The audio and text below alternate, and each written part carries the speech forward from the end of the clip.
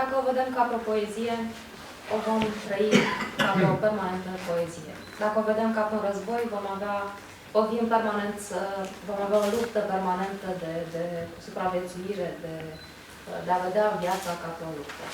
Dacă vedem viața ca pe un joc, fiecare dimineață ne vom trezi și vom spune astăzi cum va fi jocul meu. Mă joc de serviciu, mă joc de evenimente culturale sau mai știu eu care.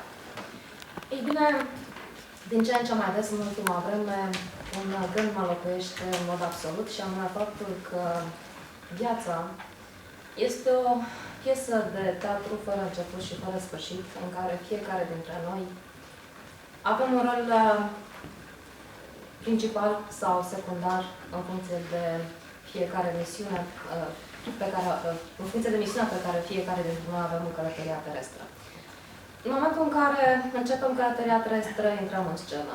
Când ne încheiem călătoria terestră, ieșim din scenă. Iar anul acesta se împlinesc 60 de ani de când Mircea Mătrici a intrat în scenă și 6 ani de când Mircea Mătrici a ieșit din scenă.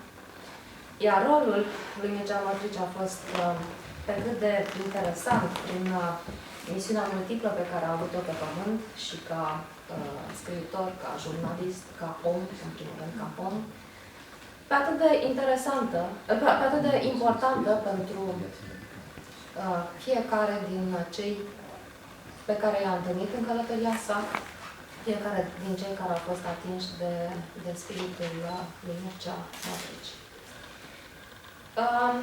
Ei bine, în acest moment, prin rolul pe care l-a avut Mircea Mătrici, aș putea să spun că sufletul lui a fost un suflet senin. Un suflet plin de seninătate pentru că răspândea lumină, dragoste și prietenie în jurul lui. Ca dovadă faptul că astăzi ne-am întâlnit aici oameni la care el a ținut și care au ținut la el, ne-am întâlnit aici pentru a-i dărui la rândul nostru din Mircea, din timpul nostru și din dragostea și prietenia noastră. Aceeași seninătate despre care vă spuneam că exista în sufletul lui Mircea Mătrici, o putem vedea acum în preajma noastră. Din momentul în care am început această întâlnire, s-au disipit norii, a ieșit soarele după o dimineață întunecată, o dimineață plină de apăsare sufletească, dintr-o dată parcă s-a luminat totul. Și aș zice să păstrăm această seninătate și în momentul în care vom ieși din această întâlnire, pentru că nu se știe, s-ar putea să fie fărâme din sufletul lui Mircea Mătrici. Și sunt sigură că fiecare dintre noi are o poveste sau mai multe povești legate de Mircea Mătrici și dacă am stat puțin să ne gândim prin prisma acestor povești care au rămas în memoria noastră, cred că fiecare din noi ne-am dorit ca în momentul acesta Mircea să fie în mijlocul nostru, să ne îmbrățișeze cu aripile de taină, să ne înnobileze existența așa cum o făcea de fiecare dată prin simpla lui prezență. Pentru că am ascultat cuvinte frumoase rostite de antivorbitorii mei, aș vrea să-mi permiteți să ascultăm puțin și cuvântul lui Mircea Mătrici.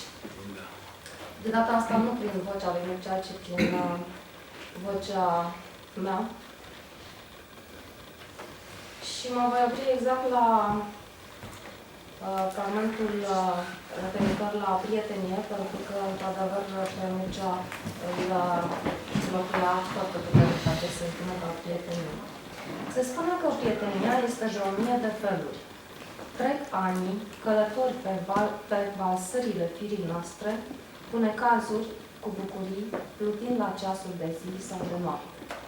De cele mai multe ori, durerile se vindecă, bucuriile te înalță, iar puterea de a învinge timpul urcă ușor, ușor, ca soarele pe cer.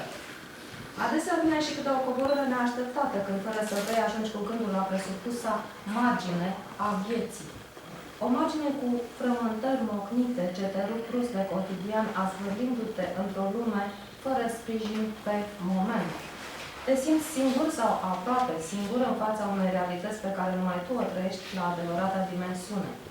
Cauți un sprijin firesc în cel de sus, la bunul Dumnezeu.